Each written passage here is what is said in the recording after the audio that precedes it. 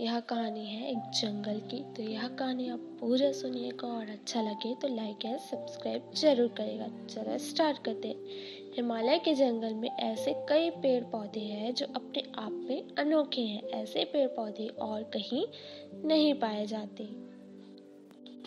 इन पर लगने वाले फल और फूल सबसे अलग होते हैं। इन पर लगने वाले फल इतने मीठे और खुशबूदार होते हैं कि कोई भी इन्हें खाए बिना रह नहीं सकता।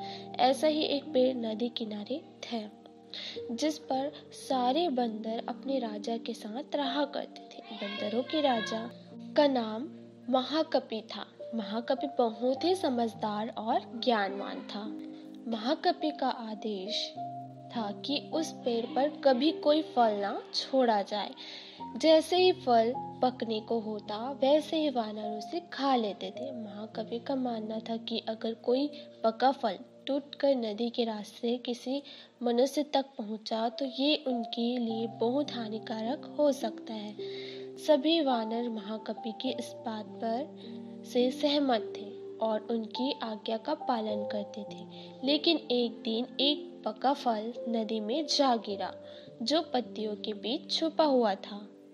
वह फल नदी में बहकर एक जगह पहुंच गया, जहां एक राजा अपनी रानियों के साथ घूम रहा था। फल की खुशबू इतनी अच्छी थी कि आनंदित होकर रानियों ने अपनी आंखें बंद कर ली। राजा भी इस खुशबू पर मोहित हो गया। राजा ने अपने आसपास निहारा तो उसे नदी में बहता हुआ फल दिखाई दिया। राजा ने उसे उठाकर अपने सिपाहियों को दिया और कहा कि कोई इसे खाकर देखे कि यह फल कैसा है। एक सिपाही ने उस फल को खाया और कहा कि ये तो बहुत मीठा है। इसके बाद राजा ने भी उस फल को खाया और आनंदित हो उठा। उसने अपने सिपाहियों को उस पेड़ को खोज निकालने का आदेश दिया जहां से ये फल आता था। काफी मेहनत के बाद राजा के सिपाहियों ने पेड़ को खोज निकाला। उन्हें नदी किनारे वो सुंदर पेड़ नजर आ गया।